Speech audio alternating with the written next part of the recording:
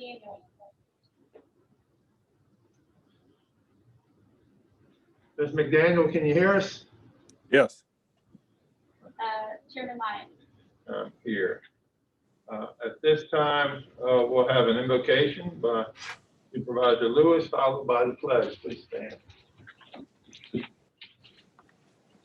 Grant, O Lord, that the course of this county, commonwealth, and nation may be peacefully governed by your providence, and that your people may joyfully serve you in confidence and serenity. Pledge allegiance to the flag of the United States of America and to the republic for which it stands, one nation, under God, indivisible, with liberty and justice for all.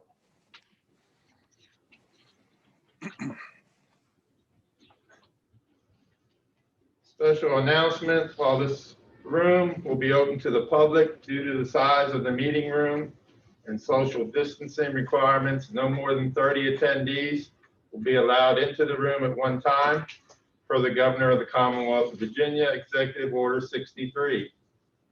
All persons over the age of 10 that do not have a precluding medical condition are asked to wear a face covering. We will hold citizen comments near the beginning of the meeting. Also, there are several public hearings this evening. We will do our best to take citizen comment remotely. There are two options for citizens to offer a comment remotely. To join the Rockbridge County Board of Supervisors Zoom webinar, the link is on the county website. The copy into the address line on your browser. To join by telephone, you may dial into one of the numbers listed on the county website. Web ID and password are there for your convenience. Citizens wishing to simply view the meeting live or after the fact can do so on the Rockbridge County Board of Supervisors YouTube channel, also available on the county website. If you wish to make a citizen comment as a Zoom meeting participant, you will use the raise your hand feature. You can press the raise hand button on the bottom of your Zoom window or press *9 if you are calling in by phone.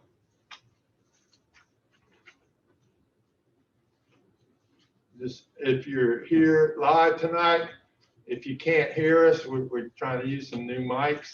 Just please put your hands up and we'll try to talk a little louder. All right, and we do have Supervisor McDaniel here remotely. Are there any changes to the agenda? Okay.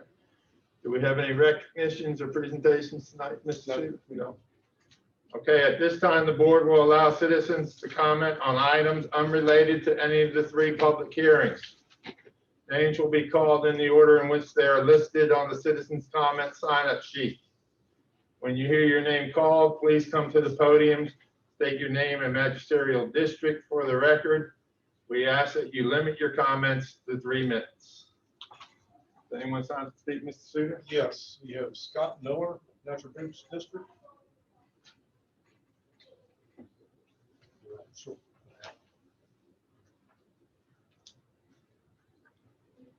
Good evening. This is the first time I've ever attended a meeting or have ever made any statements. And I would like to clarify something that you just mentioned, Mr. Lyons. Am I not allowed at this time to comment on anything that is going to be discussed at tonight's meeting, or am I allowed to address anything that was listed on the agenda? Unless it's one of the public hearings. We're going to take comments at public hearings. Okay. So. Okay. Then I will skip with the last section that I have written tonight. Okay. Okay. And then if there's an opportunity for me to address that later on this evening, In then the I will do public so. hearing, there will be. Yes. Okay. To the members of the board, I would like to address a few items. First, I would like to thank you for not passing the admission tax on all of our small businesses here in the county. It would be an additional burden on Rockbridge businesses to fulfill that, and an undue burden on the residents to pay extra money to enjoy local attractions. I'd just like to thank you for doing that.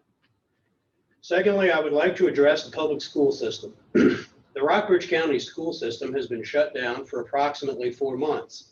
If it costs an average of $12,000 per student per year, then the county should have a substantial excess of money that has been or should have been saved over the last 4 months. The question I would think most citizens would want to know is where's that money? Do we as taxpayers get a reduction on our property taxes, a lower assessment? If not, why not? According to Rockbridge County school statistics, there are 2,852 students in our county. At $1,000 per month, that is a savings of $2,842,000 per month. Multiply that by 4 months, we are at $11,368,000. Let's round that down to $9 million because I know that school buses have been delivering food and there's also the cost of maintenance and upkeep on facilities. My last question would be is where is that excess money? The last topic I have is one of the issues that is going to be discussed this evening, so I will hold that for later if that's acceptable. Okay, thank you, Mr. Miller. Thank you. Next, we have Scott Guys, Carr Street.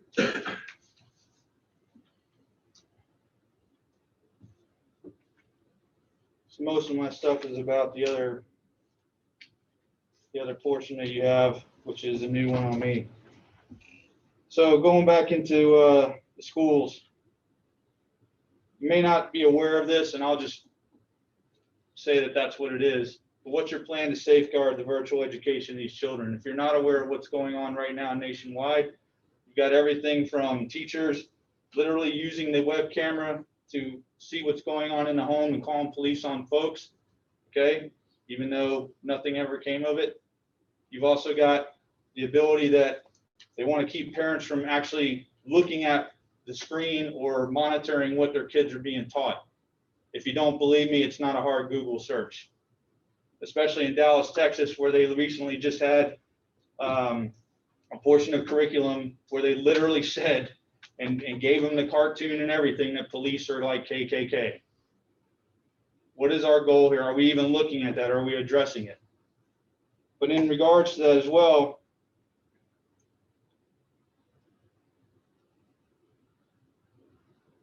it's no secret that I've got issues with this board.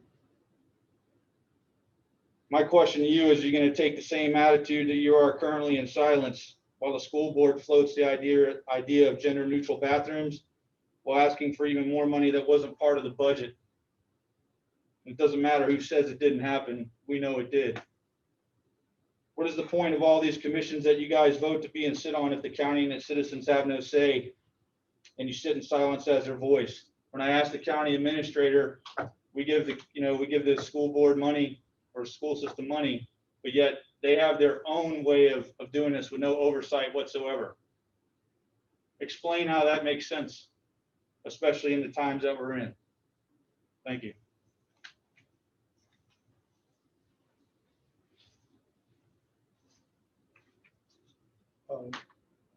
Next is Lewis Swink, First Creek District.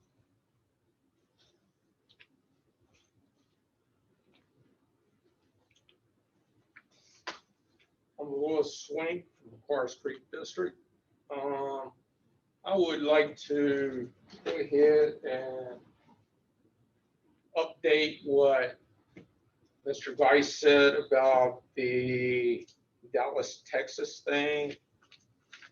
I actually have, and I'll pass it around. This is actually the curriculum that the teacher gave to the students. And they wanted the students to actually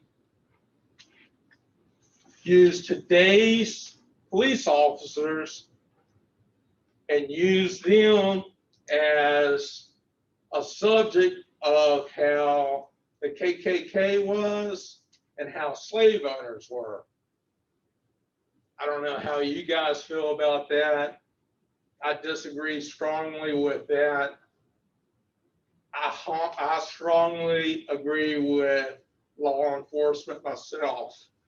Now, getting to the neutral gender bathrooms, 1962, June of 1962, I was only 6 months old. It took want atheists to have prayer removed from the schools.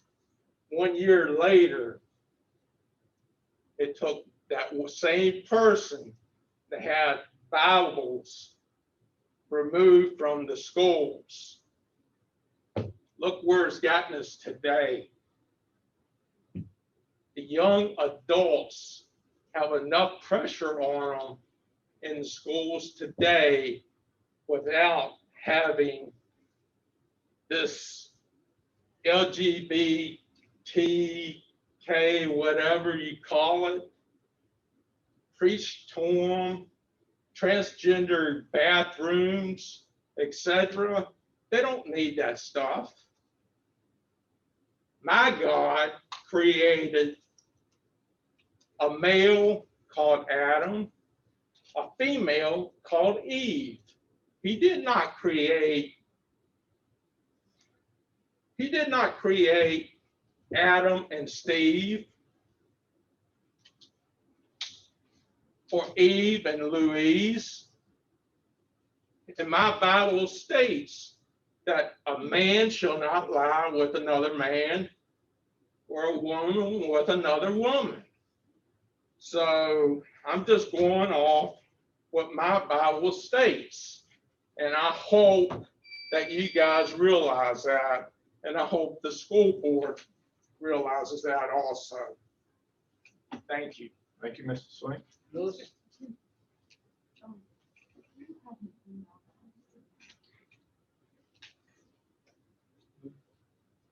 He can email a copy of that to the board. Mr. Swink, if you don't mind, I didn't want to handle your copy because of my hands. If you don't mind emailing your. Well, emailing your we can handout. scan this one too. Okay. You can have this if you want it. I've got Just give it to Mr. Suter. He Thank you, sir. I'll make a copy. Sure.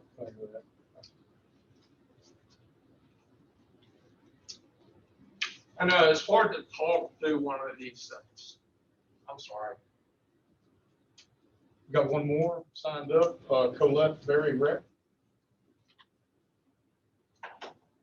In Lexington City. We are talking to this, Just speak to the. just speak. Yes, Okay. ma'am. Colette Berry Rec, Lexington City. It is my understanding that our school board is discussing having neutral gender bathrooms. I have a really serious problem with that. It's also my understanding that you all do not have oversight over the school board and their actions. So I am here to ask you to stand very strong and very firm to protect our children, because there are forces here in this county and across the country, as Mr. Swink mentioned, that are trying to undermine our children's sense of themselves. The way I think about it, being a girl is an awesome thing. Being a boy is an awesome thing. And it's not a judgmental thing to have a girls' bathroom for girls and a boys' bathroom for boys. Already, our children are bombarded by garbage from TV, video games, movies of a sexual nature, really, and you know this is true, and of a violent nature. And now on the news, they're seeing these so-called grown-ups attacking police, burning buildings, looting, and acting way worse than animals. So the last thing our children need is more confusion and drama in their lives. They need to know where to go to the bathroom. The other thing I wanted to mention is that I know you post the agenda on Thursdays before the meeting. It would be really helpful if you could possibly do it a little sooner, because I know there are people that would like to be here and they can't juggle their job schedules quickly enough. So I would appreciate you considering that. Okay, Thank you. That's all That's signed all? up. Okay. Everyone had a chance to review the minutes of the August 10th meeting. I mean, we approved. A motion to approve. Do we have a second? Second. And a second. Mr. Lewis? Aye. Ms. Ayers? Aye. Mr. Day? Yes. Mr. McDaniel? Yes. And the chair votes yes. Mr. Bolster? Schools appropriation resolution?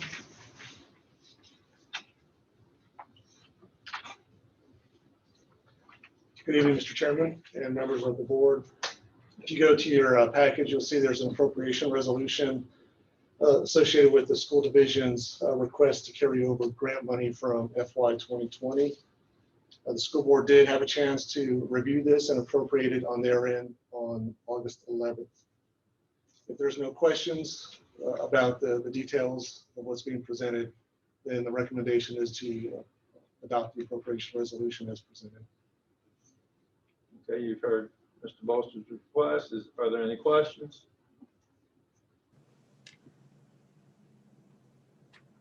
We have a motion to approve the resolution. And I have a second. Second. And a second. All right, Mr. Day? Yes. Mr. Lewis? Aye. Ms. Ayers? Yes. Mr. McDaniel? Yes. And the chair votes yes. Thank you.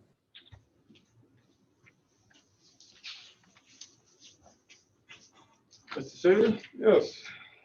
At the latest meeting of the Rockbridge County Economic Development Authority, the EDA board discussed compensation of board members.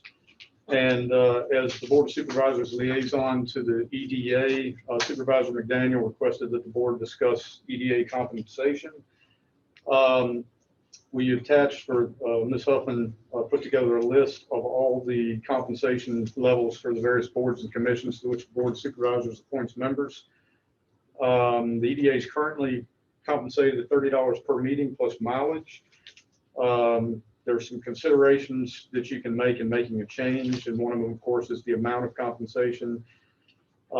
Is the meeting compensation for regular meetings only? Is it for any meeting, including special call meetings or committee meetings? If compensation is for all meetings, would the amount be the same, or would some be less or more?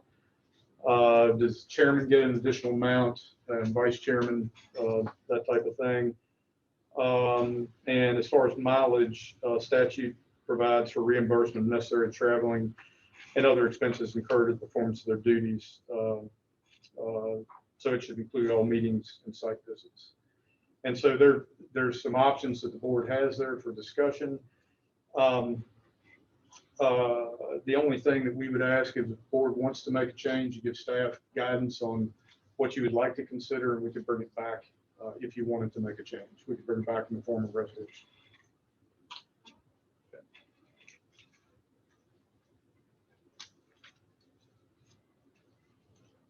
I'd be happy to clean this up and not try to answer any questions that you might Any have. questions or comments? Mr. Chairman, the reason I asked Mr. Suter to put on the agenda was there was some discussion at the last EDA meeting about that. And forgive me, only been a couple months on supervisor. There was some discussion about other boards that had increased compensation over the last couple of years, the EDA not being one of them.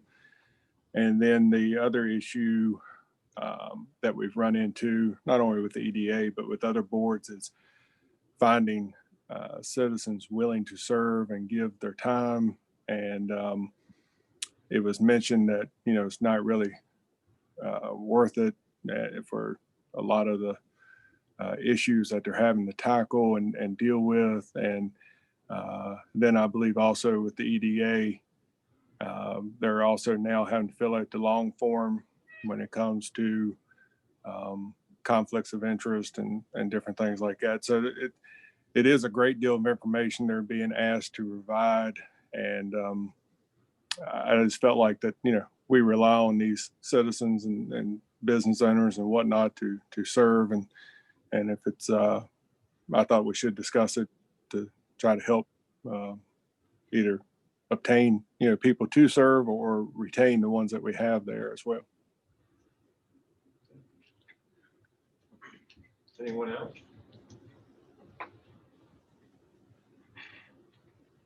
Mr. Suter, can you look at instead of just looking at the EDA, look at the compensation for all the boards? And let's kind of, do this at once instead of doing one board this month and then we'll have another board in next month. If we can kind of look at how we're compensating them and maybe come back with a recommendation to the board. Sure, we can look at it. We can take the list you've got. There are a couple of holes in the list that we need to fill in. We weren't able to get a reply from the library board, but we can fill that in. As far as recommendations of compensation, it's going to be a little difficult for us to recommend to you, one over another, but we can certainly look at it and see where there's maybe not parity and just point those out to you and just help everybody get a good understanding of them. Anybody else have anything? Suter? Okay, thank you, Mr. Suter. You want to talk to us about the Little Cow Pasture Water Quality Improvement Grant? Sure. This item is simply an update to make the board aware of a fast-moving opportunity to apply for some federal pass-through dollars to further work toward improvement of the Little Calf Pasture River in the Walker's Creek District. Give you a little background. The Little Calf Pasture, and specifically the section between Lake Meriwether and the Maury River, it's the shortest section. I think it's 0.8, not quite a mile. Is identified as a Virginia impaired waterway, mainly due to sediment and turbidity. And back in 2018, after a number of community meetings, I know, I think Supervisor Lewis was in some of those meetings, or after a number of meetings and a great deal of study, DEQ published the Little Calf Pasture Watershed Improvement Plan, which I did attach. It's the largest, thickest item in your agenda. Recently, DEQ announced a grant opportunity for Virginia water quality improvement projects using pass-through funds from the Federal Environmental Protection Agency under the Clean Water Act. Up to $300,000 per grant is available. The Natural Bridge Soil and Water Conservation District approached me and asked me to write the grant. Typically something that would have happened in community development. Sam would have handled that.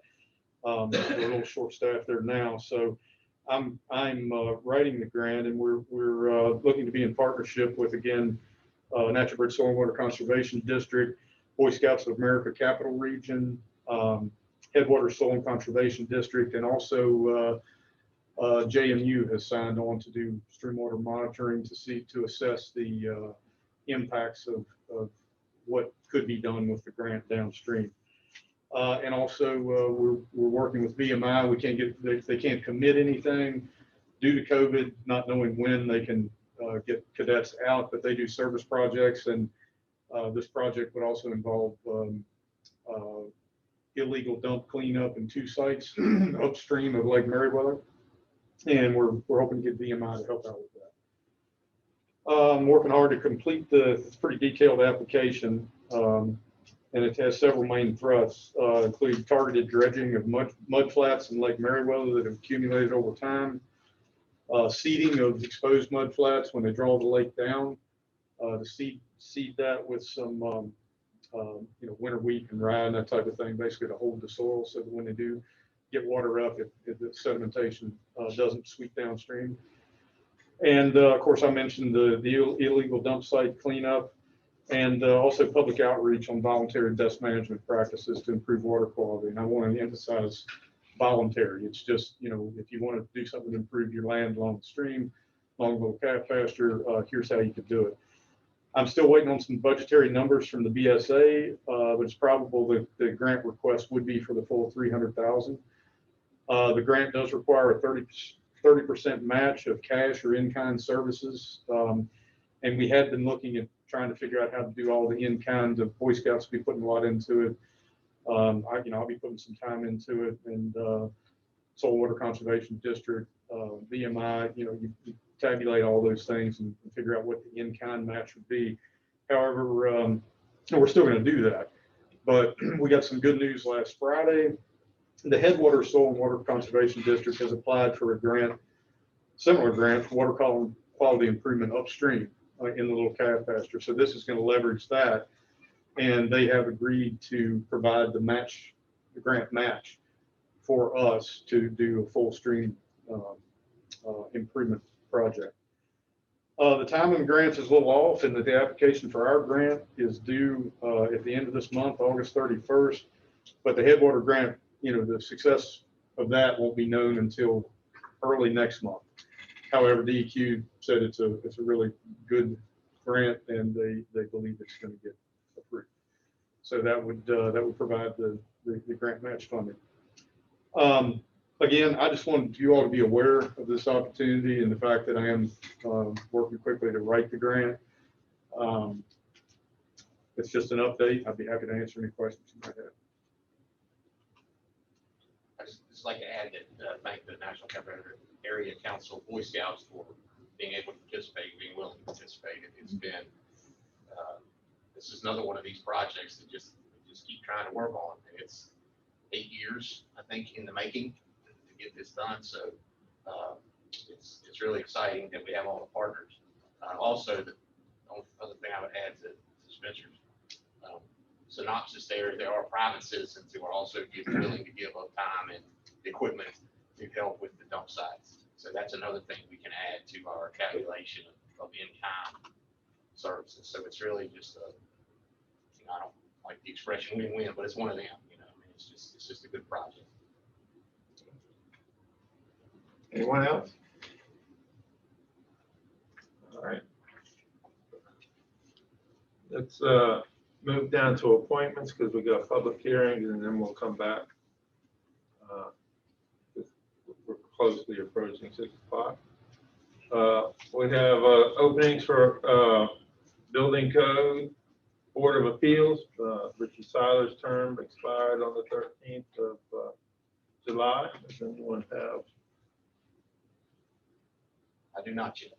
I don't have anyone there. I know we're all looking. Okay.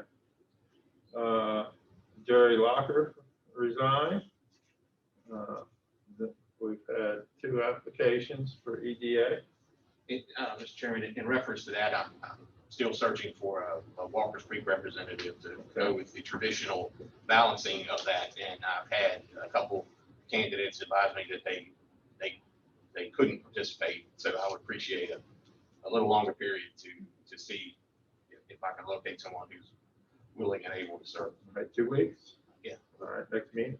Because we do have other, obviously Right. qualified applicants. Right. And that comment is no reflection on their capability. I just feel I want to try to represent Walker's Creek if we can find someone. All right. Is there any way you can take care of the board compensation before we make these? I would think that would probably, well, I mean, you could, but you're going to put it off longer because Well, it's going maybe to take a while. adding something, but maybe we could work to take care of that compensation quickly. Is that possible, Spencer, that we can wrap that up? I know it's adding to your document. It won't be a problem the work is largely done as far as board compensation. We just need to get a couple more of them added. And the comparisons are pretty easy to make. Some are 50, some are 30. It just depends on what the board wants to do. Some of them, depending on who you ask, might, and depending on what's going on, might be more taxing than others. Building Code Board of Appeals, unless there's something there, they only meet once a year as an organizational meeting. But when they do have something, it is taxing. It's a lot of time. But to replace Robbie Faulkner in my district, it would be nice to know what the compensation is before we ask someone to give their time. Maybe it's the same and that's all fine. It's just that I would like to know what it is before. Okay, we'll work on that. Mr. Chairman, Yes, sir. my apologies. When Ms. Ayers is talking, I cannot hear her. I'm sorry, I think I didn't have this in front of me. Can you hear me better? You're using this mic now. The mic down. Oh, doing something I different. don't know That's what to do project. about that. Can you hear me now? Yes, ma'am. Thank you. I'll speak up. Would you like me to repeat?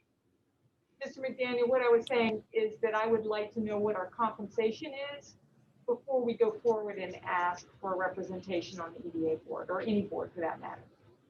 I would like to finish that work on our compensation of our boards.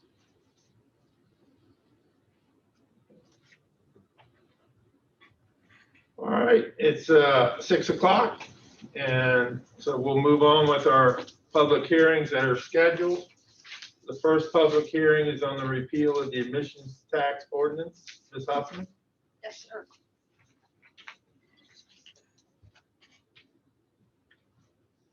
Mr. Chairman, members of the board, on June 22nd, the Board of Supervisors held a public hearing and adopted an ordinance to impose a 10% admissions tax in the county per the new state code authority for counties. Copy of the ordinance has been included, and the effective date was August 1st. The tax is collected by the operator of the event or business from the customer and is held in trust until paid to the county. Returns are filed with the Commissioner of Revenue. At the July 27th meeting, a number of businesses and nonprofit representatives spoke in opposition to the tax or in opposition to the rate of the tax during the citizen comment. As a result, the board directed at their last meeting to advertise public hearing for repeal of the tax, and that proposed ordinance for repeal has been included for holding your public hearing this evening and action following. Thank you. Any Can I questions? answer any questions? Okay. Has anyone signed up to speak, Mr. Suter? Yes, sir. Scott, guys.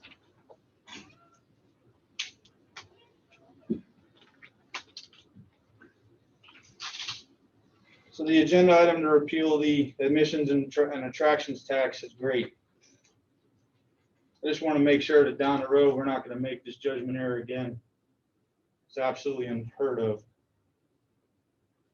You guys did this while saying expenses are going up for running the county, that you want to implement a personal property exemption tax that benefits small groups of businesses, particularly special interest groups like we'll talk about later this evening, while the rest of the businesses in the county, not to mention people with personal property tax, will not enjoy that exemption, while historically ruining the chance for businesses to come to Lexington and Rockbridge through partisan politics. Again, how does any of this make any sense? You guys were quick to jump on the fact to waste the county's time on a resolution for the appreciation of the outgoing zoning administrator. But you were hesitant to adopt a 2A resolution to protect constitutional rights of the citizens of this county. The way things are going, do you feel it's still going to be handled in the courts, Mr. Chairman, as you stated? Again, your judgment is flawed. So where do you stand on implementing locality gun restrictions between the state, or since the state gave you permission to do so? Are you going to go after it like you did with the admissions tax at a full 10%, but 100% all in on the laws? I'll answer for you. You'd better not even think about it. What about the fact this body or board gives away our tax dollars again to the school system? You guys make these things up. It's almost like you didn't even read it or think about what it was going to do to the people. I mean, it wasn't even a hard decision, but somehow we can make excuses for it. Anyone else, Mr. Suter? Yes, Mark Klein.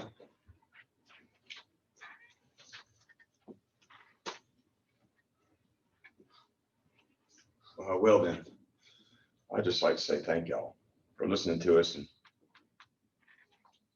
being fair and being open to working with our tourist businesses and our entertainment business and whatever else. We were here last 2 weeks ago, working with us on that. Not everybody could make it tonight, but I'm sort of standing in their place and saying thank you. And well, I brought y'all something. So, it's just a little token of my appreciation, that's all. Whoop. And it's always good when it's always good when it's a payday, right?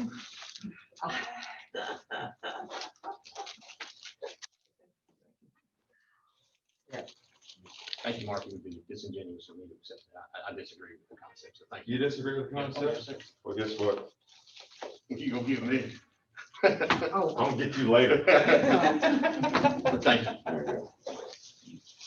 Thank you. We'll just enjoy a candy bar. Anyone else, Mr. Suter? No, not on that. No. I didn't. Yes, ma'am. Lauren Summers, Palms Drive, and I would just like to reiterate what Mark said and thank you all for the reconsideration. It will help us out immensely for the rest of this season at least, and give us time to get some things and thoughts together for next season. The one question I would have that if you all could address as you go through this process is what would you like us to do with the funds that were collected to this point and how to best manage that? So that would be, your guidance on that would be very appreciated. Thank you. Thank you. It has to be remitted to the Commissioner of Revenue.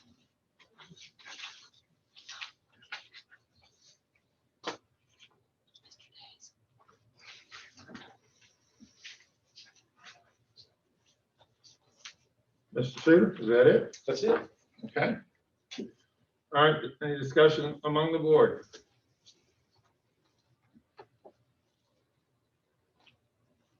Hearing none? Do we have a motion?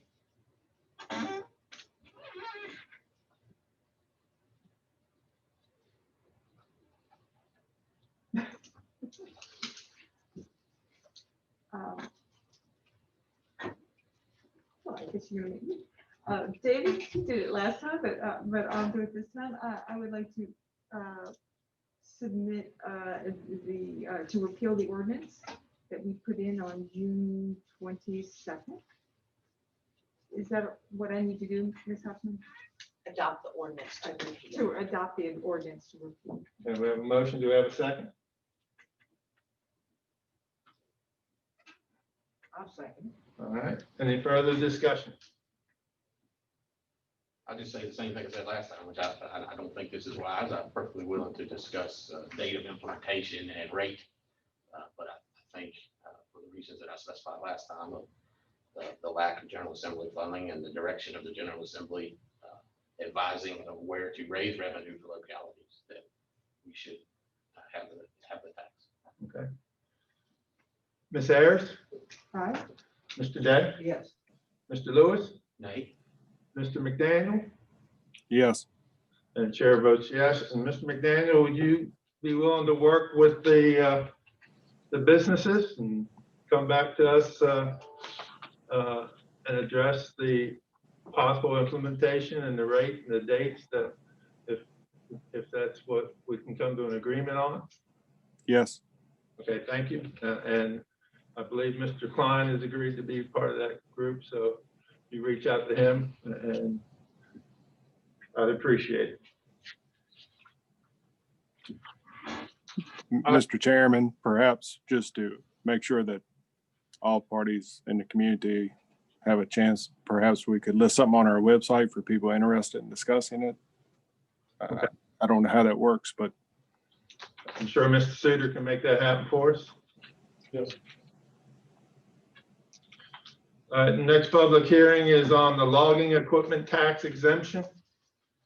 Mr. Suter? All right, so this year, the General Assembly passed legislation which would allow for localities to exempt from personal property taxation equipment used in forestry, harvesting, and silviculture activities, logging. A copy of the legislation was attached in your package. Commissioner of Revenue David Weitzel has confirmed, as reported at the last meeting, that his office has never assessed a tax on the equipment, and neither have any of his predecessors that he's aware of, as long as it's been out there. At the August 10 meeting, the board considered codifying the long-standing administrative exemption, and after discussion, directed staff to advertise amendments to Chapter 25 of the County Code. And that was adding forestry, harvesting, and silviculture equipment to the list of tax exempt personal property. The public hearing was advertised as required and is subsequently scheduled for 6 o'clock tonight. I'll be happy. Have any questions for Mr. Suter? Then we will open the public hearing.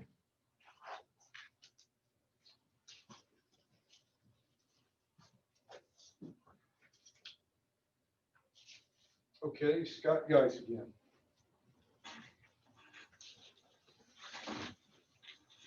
So this is where things don't make sense to me, Chairman. You guys appeal the admissions tax, which again, I'm grateful for everybody. But you did this, okay, again, while saying expenses are going up for running the county. You guys want to implement a personal property exemption tax that benefits small groups of businesses, mainly the sawmills and those logging, that does nothing for any of the other businesses and their equipment or people in general, like I said before.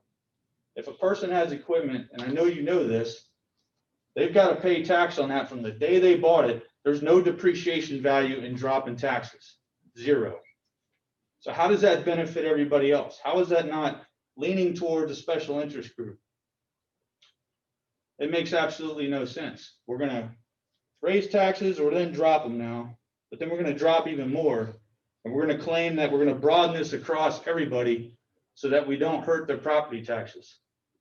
None of it makes any sense. It's like you're talking out of one hand and in the other. Maybe your hearts are in the right place, but it sure doesn't look like that on paper.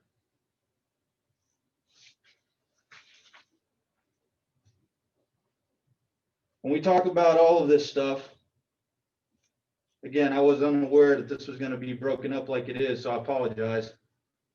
Not knowing what I'm talking about or anybody else is not an excuse. It's your job, all of your jobs, to stay up on current events, everything that we've covered, and how they impact the citizens of this county. It's your job to protect them from the infringement on their rights. By allowing one group to be able to be exempt versus everyone else, that's pretty much infringement, especially in such times as these. I believe you guys need to represent yourselves better, or we need better representation. I've sat here time and again watching the scowls of the lack of attention on your faces as people bring up your shortcomings. You don't rate or have any right to hate, disapprove of, or refuse to hear anyone's comments on your job performance, any of these issues, let alone not answering the emails on the issues. You guys get paid 12 grand a year plus medical packages to sit in a chair and listen. You better start doing it now.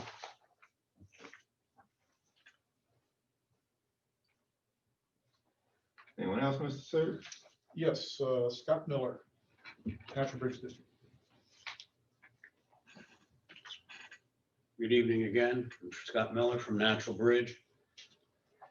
I would like to address the tax exemption for the timber industry from a different perspective. I'm a former shipping and receiving supervisor for Northwest Hardwoods in Buena Vista. Leading up to the presidential election in 2016, as I was engaging in personal conversations with my guys, and I refer to them that way because we were friends, many of them, approximately 40% of them, were illegal immigrants. This topic came up because of the campaign promises that were being made primarily by one of the presidential candidates. It was very interesting to listen to their personal stories of how it is that they traveled all of this distance, the amount of terror, the amount of money that they were sending home, and a commitment of love towards their families. So I began to change my own personal positions on a lot of my views on immigration, on how nuanced and how complicated it is. It's not one size fits all. How does that pertain to the timber industry? If approximately 40% of the people working for me were illegal, if that statistic holds true across the timber industry here in Rockbridge County, how much more exemption should they receive? There is still a clarity, there is still a black and white, a right and wrong. And if they are being exempted from E-Verify, if they're being exempted from immigration laws that are to be upheld on a federal level, on a state level, and on a county level. I would respectfully suggest that they have already profited from exemptions that not many other business profit from. And that is all I have to say on it. I hope you take my concern seriously and in the spirit that they're intended. Thank you. Thank you. That's all we have. Anyone else wish to address the board? All right, then we'll close this public hearing. Discussion by the board.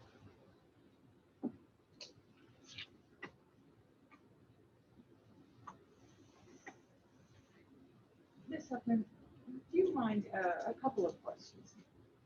Can you hear me? Mr. McDaniel, can you hear me as I ask these questions? Yes. This is in addition to the many exemptions that we currently have, correct? That's correct.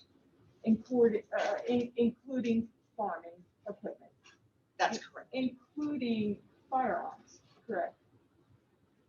If I'm looking at the household exemptions from personal property tax. That's correct. So bicycles, firearms, weapons of all kinds, pianos, oil paintings, clothing. I mean, the list is quite extensive of what is farm animals, grains, other feeds. And currently it is farm machinery. We have it highlighted in red as if it's an addition, but we're just adding to farm machinery, we're adding the silvicultural activities, correct? The forest harvesting. It used Yes, to be there are farm machinery actually, was there originally, correct? there are actually 2 sections in the state code that reference this. So when the farm exemption was adopted a number of years ago, I think it was maybe 2007, it reads farm animals, grains and other feeds used for the nurture of farm animals, agricultural products, and farm machinery, implements, and equipment described and enumerated in subsections 1 through 10 of the state code section. Then when this exemption for logging equipment for forest harvesting and agricultural activities was added, it was added in conjunction with farm machinery and farm implements other than those previously listed, plus adding forest harvesting and silvicultural activities. So from the state code perspective, it is adding the enabling legislation for the exemption for farm and forest harvesting and silvicultural activities. Right, but we had always exempted farm equipment. And in You fact, have, but not all of it. Not all of it, just what it has been listed previously. This is added to it.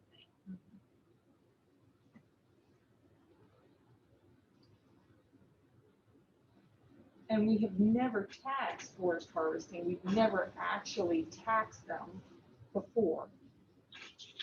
That's This is my not understanding. tax That's revenue correct. that we are now no longer collecting because they were always exempted before. We My just hadn't- understanding is that they have never been assessed. Now, that does not include sawmills. It includes people who go out on their farm and, use their chainsaws to cut down trees. So the sawmills are taxed. The sawmills are taxed. Their equipment is taxed.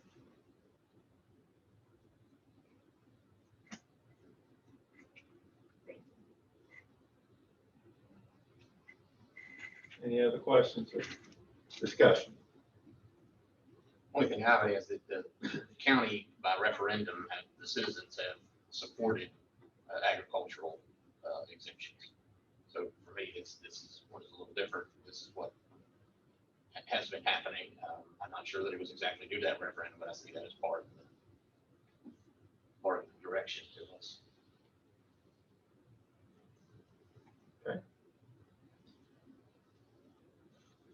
Hearing all the discussion, do we have a motion? I move we approve the ordinance. A motion, do we have a second? I'll second. And a second. Mr. Lewis? Aye. Mr. Day? Yes. Ms. Ayers? Aye. Mr. McDaniel? Yes. And the chair votes yes. Public hearing on the CARES Act, Part 2.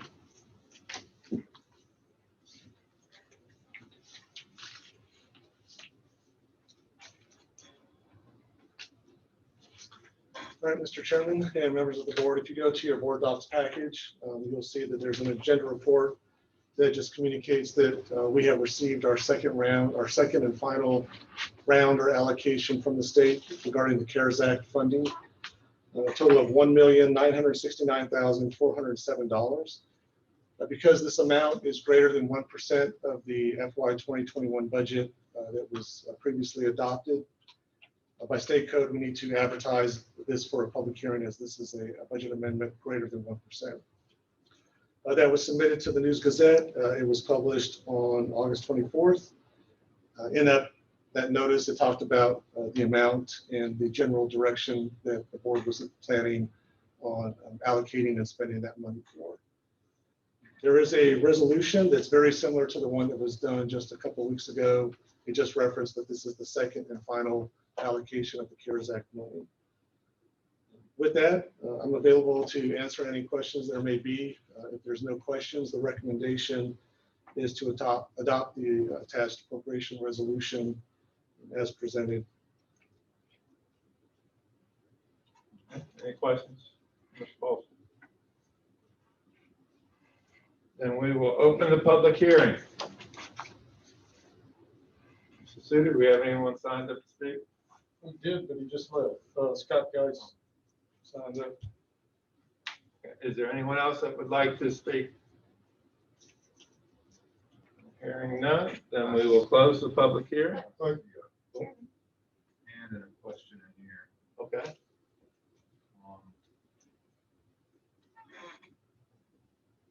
From Mr. Jeff Trufall, you'd like to see some of this money to extend the Rana fiber line. Will that be considered? So your protocol is you don't answer Correct. questions, you take comments. So, but I can say that the next thing on the agenda, we'll have some discussion on Any other electronic or? There's also another one who I just, the speakers, Sean Ronic.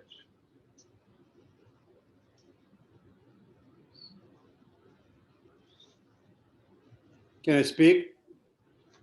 Yes, go ahead. Thank you, Mr. Chairman. I heard from Spencer that next thing on agenda will be the broadband. So if that is the case, I will keep my peace and wait for that next item. Well, that item is not, it's not a public. Right, that's not a public hearing. If you want to speak about, you should speak now. Okay, well, I have a very brief comment. If you're considering to appropriate these funds to extend the broadband to the county, I will urge you very strongly to consider Rana to be the beneficiary of those funds. The reason I'm suggesting that is that the Rana, as you know, is an open network. An open network means that any provider can provide the services over that network, and that benefits more than one business. If you're considering giving those funds or appropriating those funds to somebody else, then only that company benefits from it. And generally speaking, you're favoring only one business instead of your asset, which is the Rana network. So that will be my only comment, and I'll hear what you have to say next on the next slide. Okay, thank you. Thank you. Anyone else? Then we will close the public hearing. Any discussion, or can we have a motion to approve the resolution? I'll move. We have a motion, do we have a second? I'll second. And a second. Mr. Lewis? Aye. Mr. Day? Yes. Ms. Ayers? Yes. Mr. McDaniel? Yes. And the chair votes yes. Now we'll move back to, Mr. Chairman, yes, sir? may I ask a question about the CARES funding? Yes, sir. I understand that, I appreciate what you and Mr. Lewis have done in looking to appropriate those funds. I did have a question about it that apparently the school system has found, I believe it's bipolar ionization filters to work within the HVAC systems that are somewhat proven. It's new technology, but it's still somewhat proven to reduce the spread of not only the COVID-19 disease, but other diseases and influenzas and whatnot. Is that under consideration for the CARES money? It's on the list. I don't think it's high on the list right now, but we've taken that under consideration. From just my standpoint, I would recommend that it be moved up, just from standpoint that not only does it deal with the current pandemic issue, but it could also help with other issues as well. Just my point of view on that. Okay, thank you. Mr. Suter? Yes. Okay, so I've shared the screen here. And, as Mr. Bolster just stated, it was kind of ironic that about 2 hours after we went to print with the first CARES Act appropriation money, that's when we got the notice that it was doubling. So that's why we're having to do that a second time on the appropriation. Guidance, and the total amount is $3,938,814 if you add them both up. And guidance continues to trickle out of the Department of Treasury and the Commonwealth, but much of it still does remain murky. We're getting some additional guidance from the Department of Treasury that is helpful. And again, our parameters are that it has to be spent by December 31st. I'm sorry, 30th. And it's got to be coronavirus related. Since the board's last meeting on August 10th, Chairman Lyons and Supervisor Lewis, as the CARES Act Committee, have met again with staff in an effort to provide further recommendations to the board.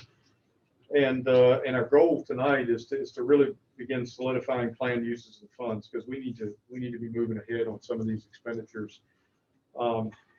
And we wanted to review the table that's on your screen and in front of you with the board tonight. There are a few updates to what was posted on Thursday, and these are things that I've learned since Thursday. They are in red to the right-hand column, and I'll explain them when we get to them. But just in general, at the last meeting, it was suggested that we contact Project Horizon to discuss emergency housing needs. I have done that. They do have needs where they could spend about $5,000 in a wise way over there to assist with some of their temporary housing and social distancing needs.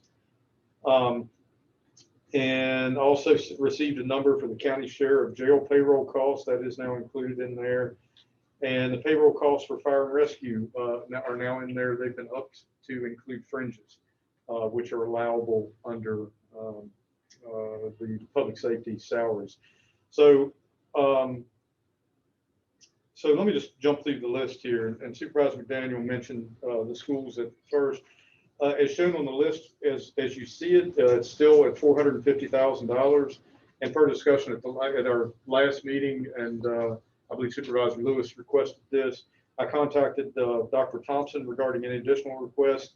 He did note that the county could request with funding of air purification systems they have planned, as Supervisor McDaniel mentioned, and as Chairman Lyons said, the CARES Committee set that aside currently to review other items on the list, but it is still on the list. There's the total amount of that request, if it was fully funded, would be $379,000, I believe. I'm sorry, 379 is for air filtration. Yes, it's air. Yeah, I can't remember the name of it, but it's an ionization system that basically splits the it treats the air. And he did send us some links to what the system does, and they are planning on putting it in schools. So if you want to, I can just run through the list, and you all can either stop me at any time, or we can go back after you have benefit of seeing the whole list here.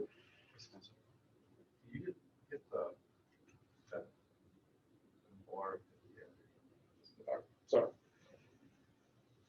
Okay, food insecurity. The first person I called was John Ellisted. I know he's on the RAH board. And I also talked with Jen Handy with RAH.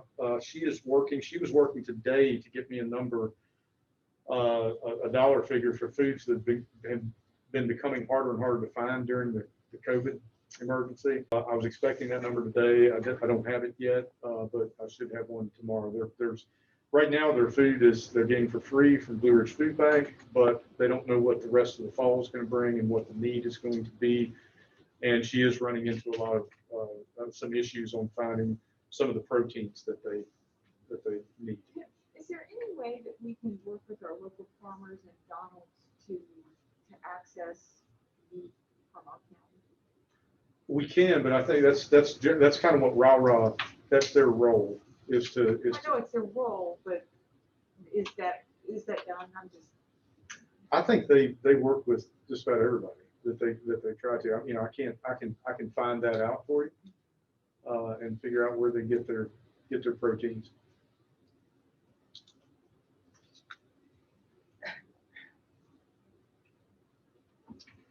Okay, emergency housing, as noted, it was mentioned at the last meeting that we should talk to Project Horizon. I did that. They also received some other CARES money, but they've requested consideration for $5,000, as noted earlier. Small business assistance, we've got $250,000 in that grant program. I believe it closes at the end of this month. And we have done additional ads, including radio ads per the board's request. I believe Supervisor McDaniel last meeting pointed that out. And so we've done some additional ads, and we're kind of touting it wherever we can. And then there was $5,000 supporting the Small Business Development Center that supports us. COVID testing, we now have an agreement with the health center. Heidi Hoke and Kevin assisted with that, and insurance largely covers it, and it's for testing of staff. Whether it's our staff, jail, whoever, we put money in there, just $1,000 because it's hopefully not going to be needed, and insurance should cover. But if someone who doesn't have insurance, a part-time person or something like that, we've got a little pot of money there. Telework.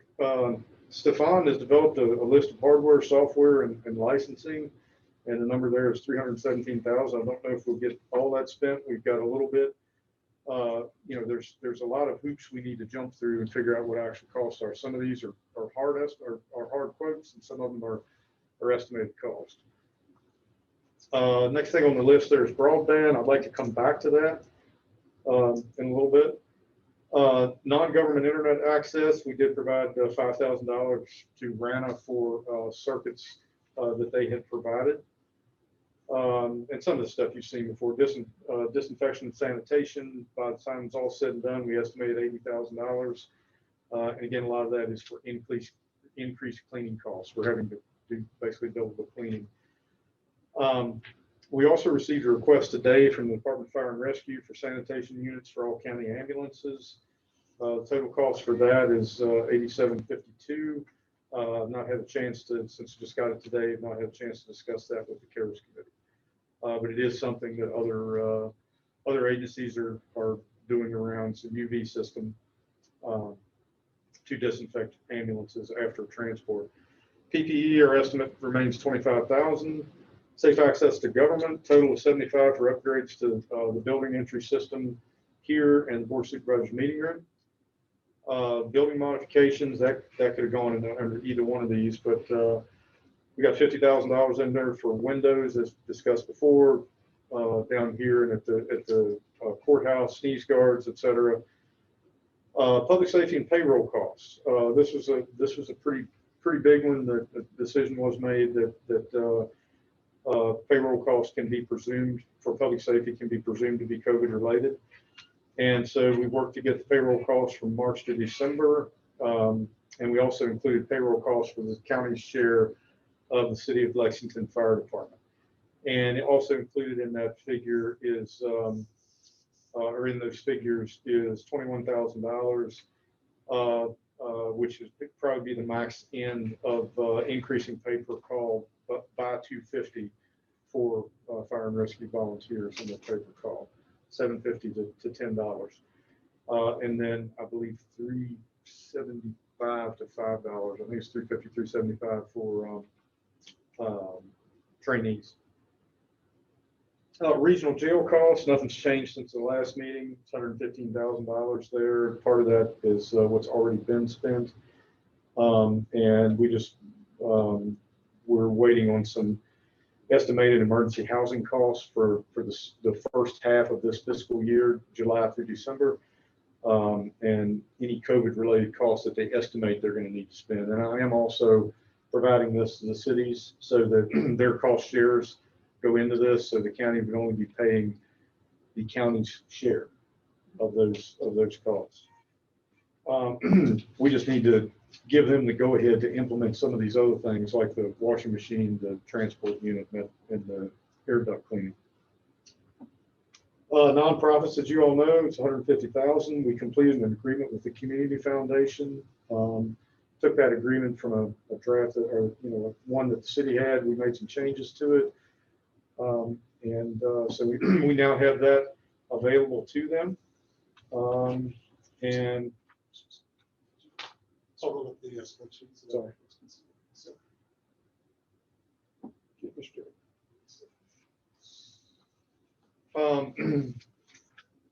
Towns, we still don't have many requests for allowable costs. Towns ran the same thing we did. There's every time you want to do something that, well, that's not allowable. That's not allowable. And we're having to be the ones to tell them that.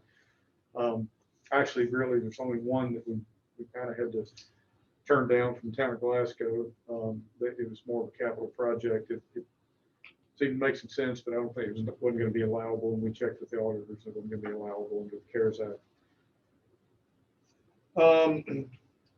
Set aside for any COVID-related absences, we just put $25,000 in there. Again, I'm hoping nobody's going to be out, but you got to be prepared for it. And if there are costs to have someone fill in, for example, if you've got fire and rescue, you've got to have somebody in the seat. And so this would allow us to backfill if need be. You think that's enough money to backfill? I think it is. You're looking at, hopefully just not that many people. I really do hope, hopefully none. But if they're out for any reason, a quarantine and exposure, that type of thing, you have to backfill. CARES Act can be expended to do that. And I think, and there's a lot of flexibility in some of these categories. We don't know exactly how much is going to be spent in some of these areas, and some of them are estimated a little high. And again, this is only through December 3rd. So Assistance to volunteer fire and rescue agencies in the form of 20% of additional annual allotment. The total for that is $246,990. Broadband, getting back to broadband, you'll see down at the bottom, if you just total all that out, there's $359,000 remaining. Now, but some of this there's some flexibility there. You don't have to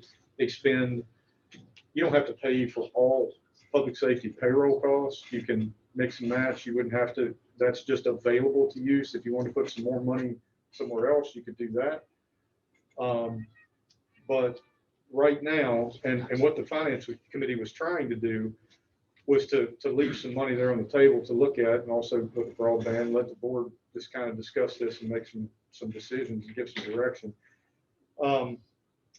But as Dewson noted on the phone a few minutes ago, we've discussed, Ms. Huffman and I have discussed using funds, and we discussed it a little bit in our meeting the other day, to potentially assist RANA and build out of more of the middle mile on the open access system in support of teleeducation, telemedicine, and telework. Again, it's just a discussion, but Vicki and I believe that funding can be used to expand the network for these purposes, given that RANA is a creation of local government. We feel like that it can be used there, and it's an open access network. Service providers, ISPs, could then utilize the network to offer last mile service to residents. And it's important to note that not everyone would benefit on something like this. It's not like you can provide a benefit.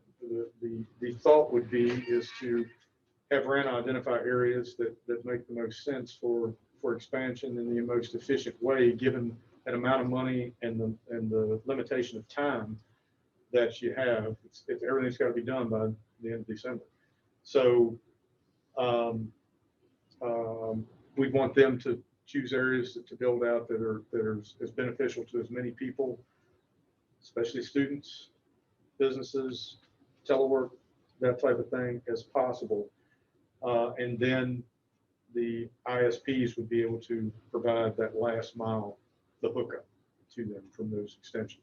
So picture the end of the line, extending the end of the line. They're coming off RANA's line into a largely populated area. That's not there right now. Of the projects, do you have a list of projects that are ready to go?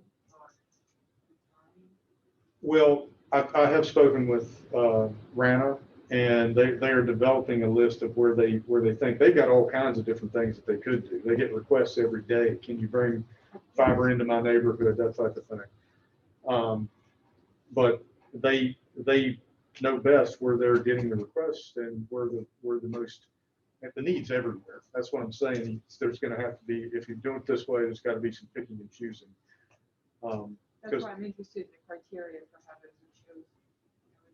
Did they choose it completely, or is it by how many people they can serve? Will that be the criteria? We're not there yet. We're not there yet, but those are some of the things that I've been discussing with them, and potentially, essentially the executive director, Valerie Rana, and I can't remember how to pronounce her last name. But I've been talking with her, and I said, look, there's going to need to be some sort of criteria placed on how is the money being used most efficiently, impacting the most number of people, that type of thing. Because you could have some projects, a pretty good project, but you're eating up all your money in a bridge crossing or railroad crossing or going, having to go underground under the interstate or what have you. I'm just using those as examples. Where is it that the money could be most quickly used and benefit the most people? The remaining is 359,000. Right, and that's a soft number. But then we also have the air filtration for the schools is 379,000. Yes, that is not in this calculation.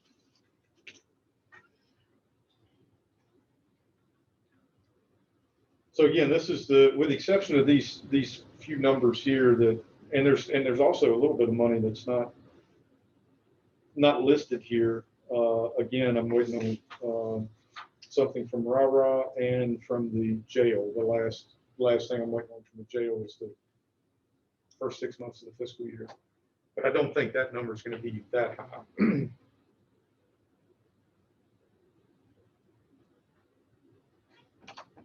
Again, our goal is to have a discussion so that we can begin moving ahead, because we've got procurements that we've got to do. We've got, we just need a blessing in some way to move ahead, even if you just want to say, well, I'm not ready to move on this piece yet, but go ahead with the rest of it. And these numbers, some of them, again, like I say, they're going to be valuable. It's some of them are pretty firm, but then there are others we just, again, we don't know how many people we would have to test, or how many people would be out of work, and we, picking up payroll costs that we have to replace. So for the public schools, this was the CARES funding in the first round, 450. Yes. That's what we have. And what that is, that's in a fund, and then the schools are coding invoices to that fund. So they're drawing money out of that line.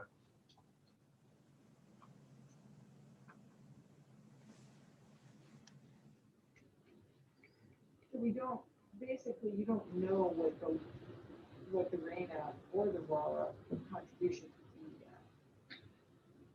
You have no idea. Well, the RARA, I don't think the RARA is going to be a big number. Because they're doing pretty well right now. They just don't know what the future is going to bring between now and Christmas. The broadband, that's a bigger discussion. I mean, our point of view is, or from staff's perspective, we just need to know if that's a direction the board wants to go in with some of this funding or not. And then you kind of flex it and see, well, how much is left over to do anything with out of this? And then, well, there's other things up here that maybe you want to do more broadband and pay less in reimbursing public safety salaries. There's, that's the biggest chunk, is the public safety salaries in here. Well, certainly broadband helps our students, so I really see it as a twofer for our public schools. And reaching our kids, especially in this day and age. But I guess it all depends on how many we're going to reach. Are we going to spend $300,000 and reach 5 kids?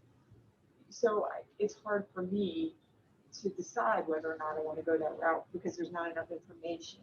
So I don't know how we get there. But That's exactly the struggle that we've been having in yes. the finance committee. And all the other piece that you hadn't necessarily mentioned there, but I know we talked about before, is the usual change in guidance.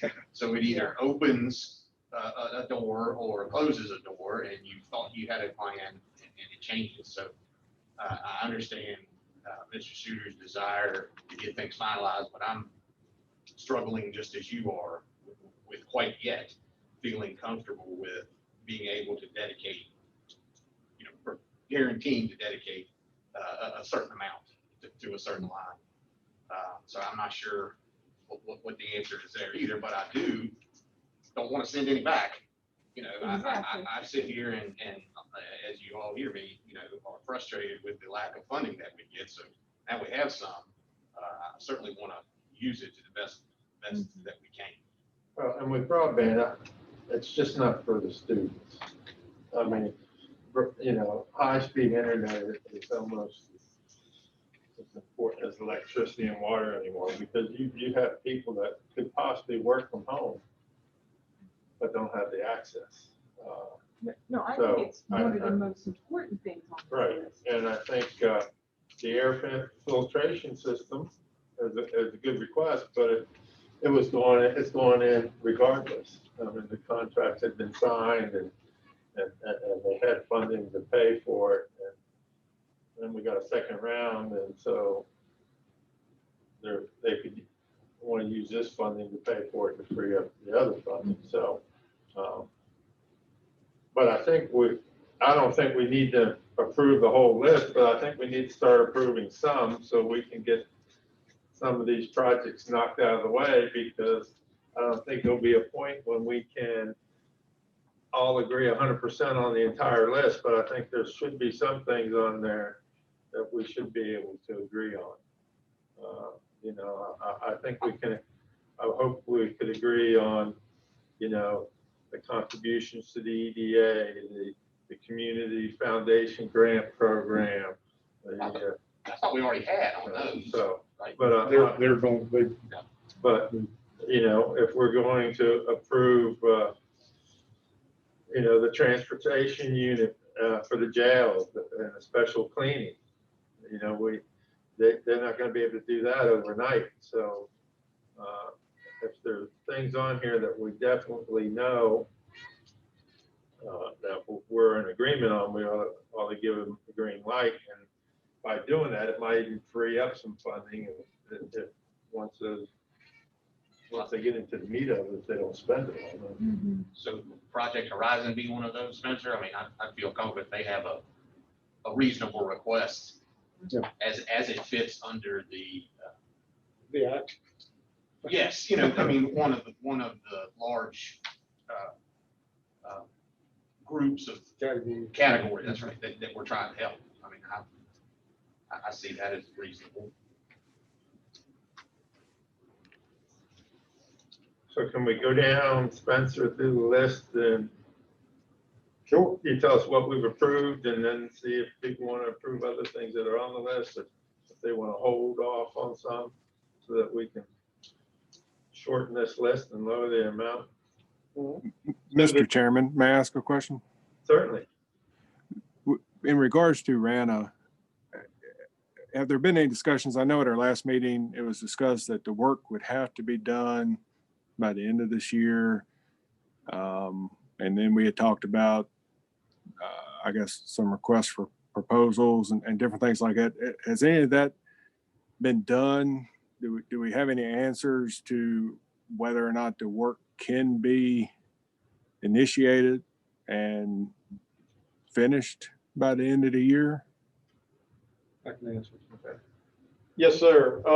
Well, first of all, that was one of those, the RFP process was one of those, was an option that we were looking at. And we've since determined that since we've already got RANA with an open access network, we wouldn't necessarily have to go through that proposal process. And it could shorten the time frame greatly. With regard to getting them done, getting projects done, it all depends on the project, but I have been in contact with RANA. They'd have to follow, you know, part of the act is following state procurement regulations.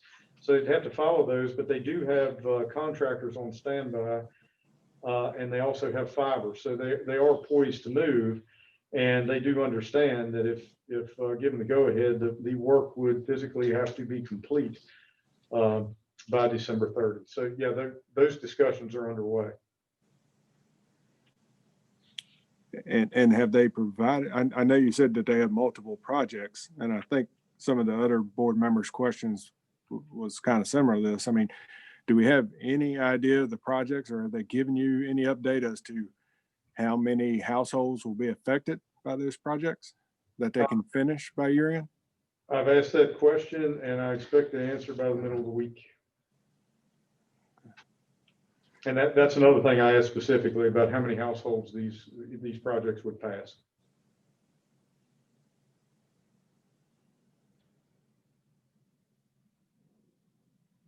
Does that answer your question? It does. I'll have to find out about the what Chairman Lyons said about the filters, the bipolar ionization filters for the schools. I was under the impression that CARES funding was being looked at for the fulfillment of that. And, you know, and just my opinion on it is that, you know, that is something that we should look at. You know, this CARES money is, to me, is kind of a shot in the arm, a one-time impact. You know, RANA, whether it's filtration systems for the schools, or even if we can use those filtration systems in our units in the county building or the courthouse. Those type of projects that normally we would have to fund through some sort of capital expense or improvement fund or something like that. I don't know that I'm necessarily comfortable with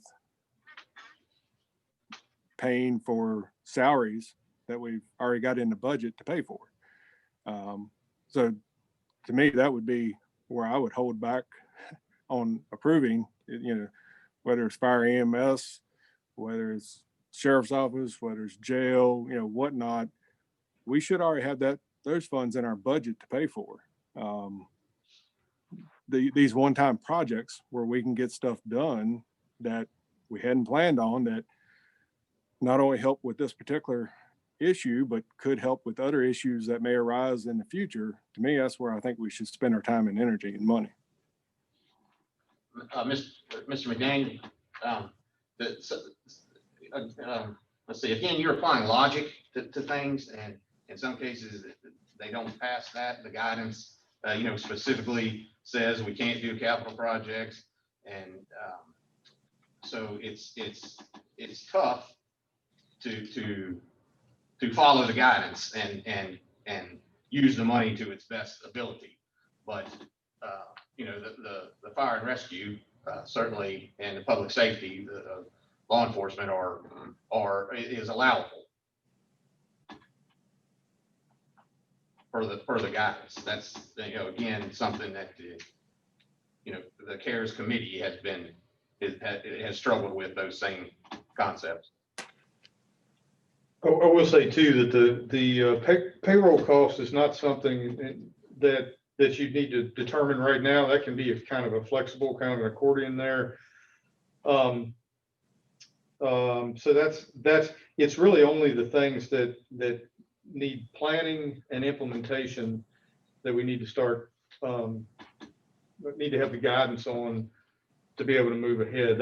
Some of these other things can be somewhat of a more last minute decision, but as you say, they're in there.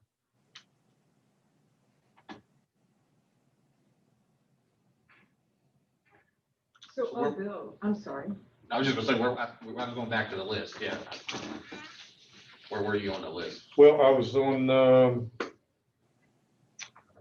mortgage and rental system. Let's see, temporary housing, did Project Horizon, and small business assistance. That's done. Or it's not, the money's already expended, but the application process is open. COVID testing, again, that's just a set aside.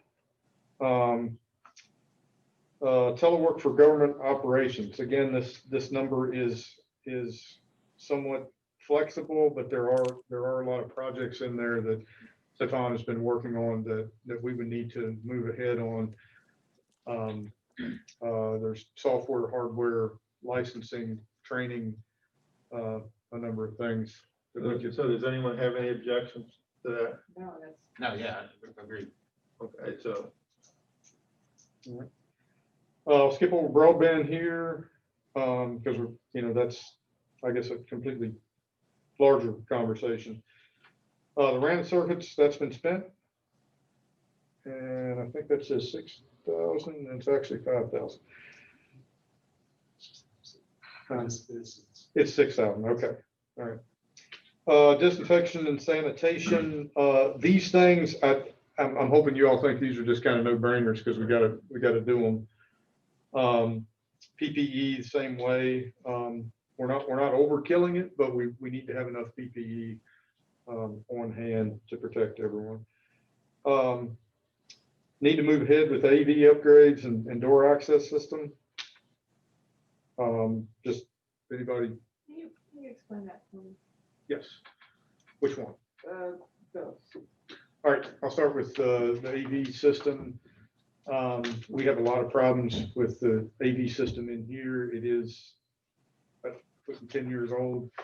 And just like this, we need to revamp, and we constantly have had concerns. Folks in the back can't hear, supervisors, you have to be talking right into your mic. And so revamping all of this in this room is essentially, and making it so that it's simple and effective to have online meetings in the future.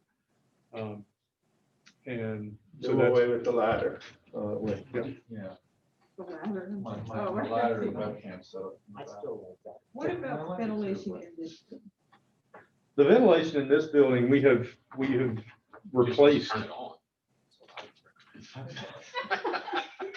Well, I think it's a big, for me, it's a big deal. We sit in here a long time with a lot of people, you know. It is, that's what I'm saying, it's hot, it's not on. That we just replaced it. Okay. Yep. Yep. Now, when I say just, I mean year and a half, 2 years. Yeah. But the filtration system is good. Yes.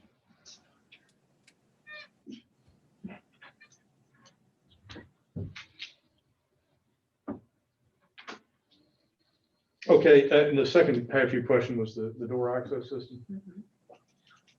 And a mask. It just went home. It's 68 degrees. We can't have it. Yeah, no, it's not 68. Good. I am ready. Mr. Lewis, watch how he does that, so that you can. Self-serve. Magic. Good work, thanks, brother. Okay, so the external, the door access, we had looked at this in the past, we've never budgeted for it, but having kid cards, proximity card access, the key fob access to the doors coming in so that you can have the building secure. And we had looked at actually zoning the building off in the past, but essentially what we're looking at is zoning off the upstairs and the downstairs. And also having the potential to have security camera system, intercom, that type of thing in the building. This door at the top of the stairs, we need to fix it anyway. It's getting pretty much close to out of code. So, but that's the other piece.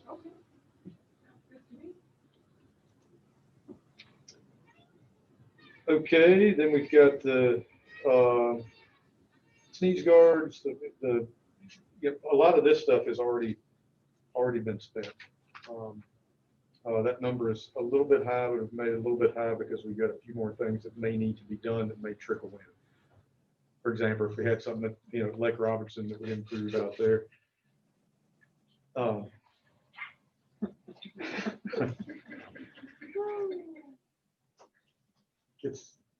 It's on override to cool down this to where thought it was right.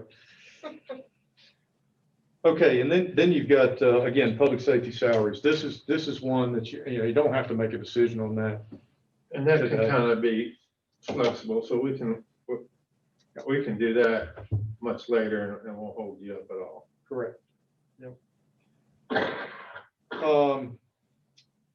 Okay, the jail, emergency housing, transport, emergency housing spent, transport unit, laundry and HVAC cleaning supplies. I just need to know whether to give them the go on that and get the cities to put their portion in. Anyone have an objection to that? No, sir. And that 115, is that our share or is that the total cost? That's our share. Okay.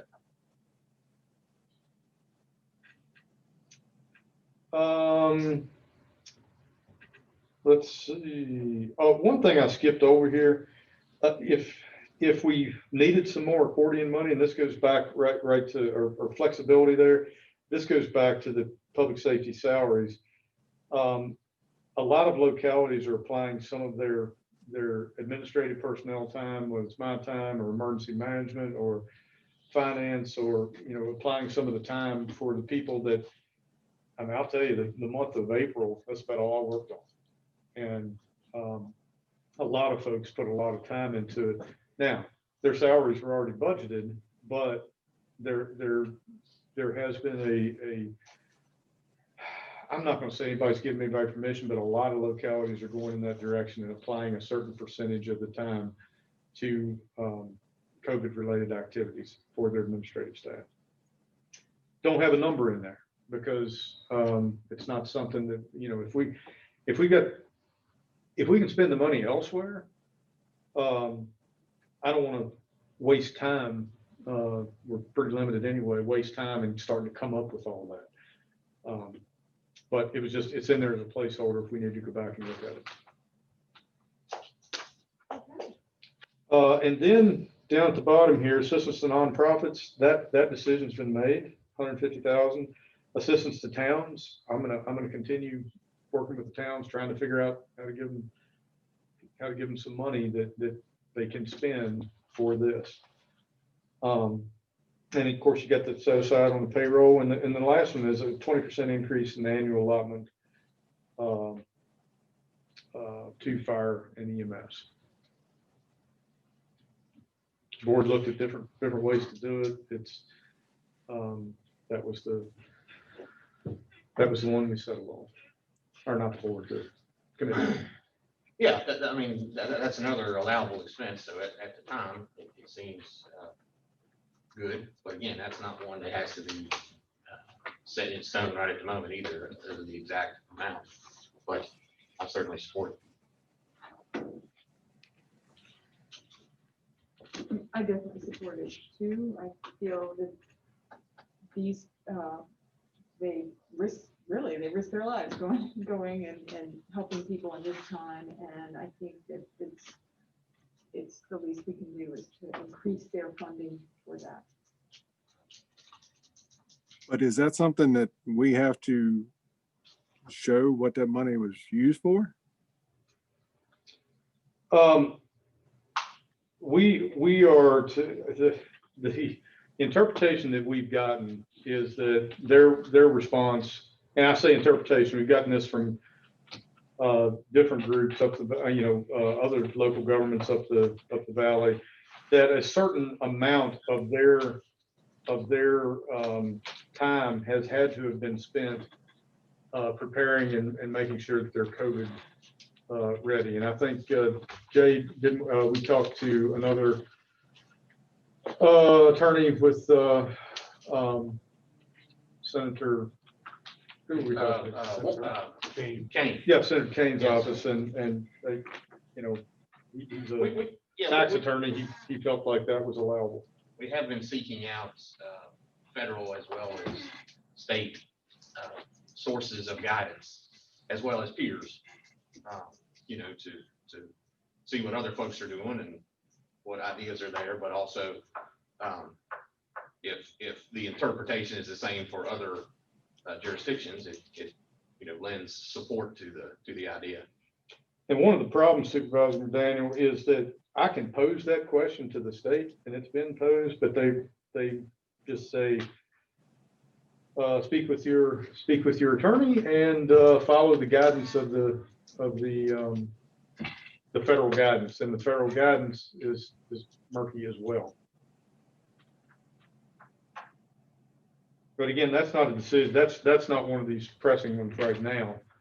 But just wanted to put it out there for consideration by the board. Mr. C, you got enough guidance on what you can move ahead on? Enough stuff to move ahead, yes, sir. Any other questions or concerns for Mr. Suter? So just making a list for myself of what to bring back, and keep in mind, I'm not going to be here at the next meeting, so I'm going to Steve might be pinching it for me on this, and certainly lean on the committee. But so we're gonna get information back from Rana. So I'll get you some information on that. And I think I've got marching orders on the other items I've got checked off here. Beyond that, I'll just remind the board again, if board members have any questions, any thoughts on this, any recommendations to provide back to the committee, please don't hesitate to do so. Might be something on the list here that you think might be allowable and might be a great idea. And if we don't hear it, we're liable not to implement it. So.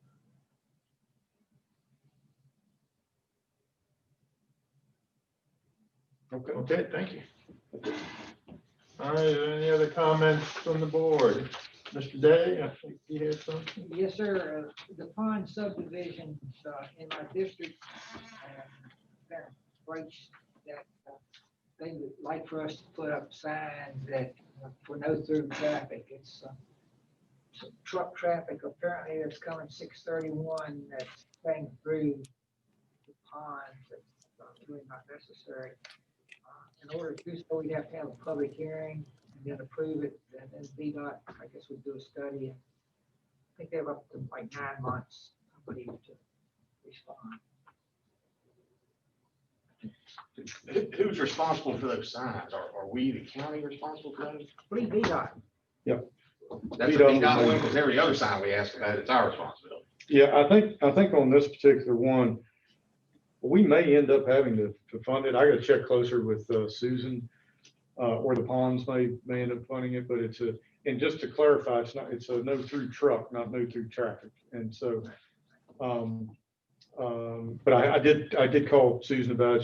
She sent the guidance over, and again, there does have to be a public hearing on it, and they will, and they've got to do their study, and then they would just add it into their system.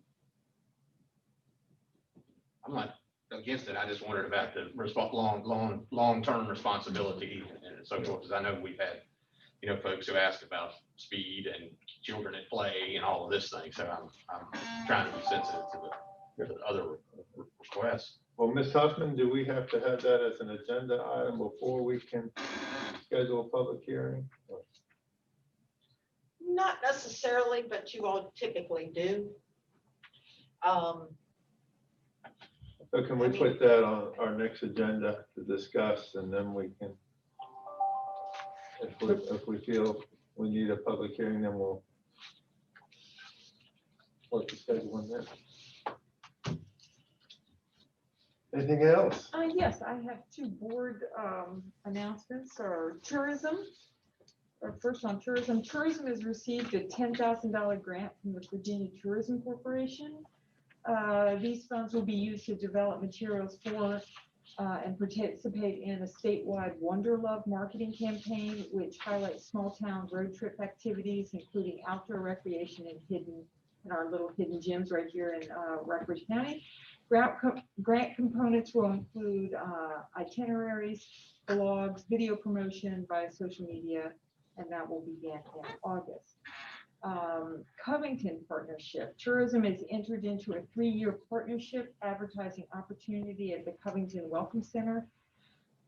It utilizes a double-sided 8-foot double-sided backlit display unit, highlighting our area. Over 65,000 visitors enter Covington Welcome Center each year, and as they're just west of us on Interstate 64, it encourages them to spend their dollars in Rockbridge County. Events, there are a couple of events to mention. First, on September 25th at Natural Bridge State Park is a ribbon cutting ceremony for Love Works installation designed by Mark Klein.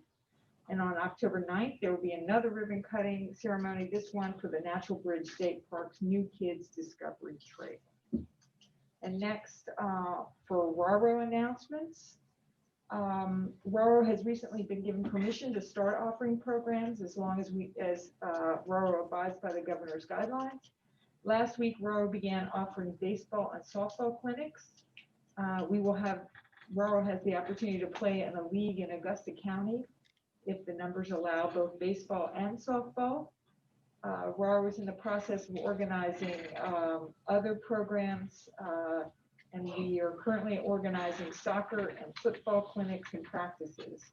We may also be able to offer basketball clinics, cheer clinics, and possibly a fitness program. And that we hope to incorporate lacrosse clinics as well. And the goal for us at RARO is for this season, uncertain season, is to give our kids an opportunity to participate in a program each night of the week. Thank you. Anything else? If not, Mr. Chairman, yes, sir. in regards to what Mr. Day was talking about with the ponds, while we're researching that. I'd like to ask that we also research the truck traffic that goes across Salings Mountain between Glasgow and Route 11. There are already signs up. However, they're not adhered to, and it's probably 2 to 3 times a month that a tractor trailer gets stuck because the road's just not wide enough for the truck to make it through there. So can we add that to the list that we're researching for the ponds? Yes, sir. Ms. Huffman? Yes, sir. But what do you expect us to do if the signs are already there? Well, according to VDOT, I believe there's some additional action that we can take to prohibit trucks, but just besides the signs. Correct me if I'm wrong there, Mr. Suter. Well, it's, and I apologize, I did get with Ms. Hammond about that. It becomes an enforcement issue, and for example, the last time it happened, she said she's hoping that whoever it was, the law enforcement officer wrote him a ticket. And, I don't want to wish a ticket on anybody, but that's where the enforcement piece of it comes in. And the other piece of it is just having a patrol over there, just keeping them from coming through. We did talk about as well the frustrating way that the vehicles are routed. That's how truckers get on the Salings Mountain, as the GPS, whatever they're using, is routes them there. And so Ms. Hammond said they have been working for years trying to get the routing companies or the database managers to make some of these corrections. The problem is there's really no, that I'm aware of, or she was aware of, there's really no GPS type routing system that's dedicated just to truckers. You can just easily have somebody on a motorcycle trying to figure out how to get from point A to point B, and then somebody in an 18-wheeler. So that's where the difficulty comes in there. I think the root of the problem is they're being directed that way digitally. I don't know if that told you anything, but I certainly, we can sit down and talk about that more as well. Yes, sir. And then the only other thing that I had, and Mr. Suter has been diligently working with me on it, is, and it may come up to the board at some point, so I just kind of a heads up, the industrial park at Natural Bridge, there's some common area there that is just not being maintained. And, he's been able to help me with some things on that, but it may come back to the board at some point for maintenance there. I'm not sure if we can work through the EDA or the facilities that are located there for some common area maintenance costs, but it needs to be maintained better for the community than what it is.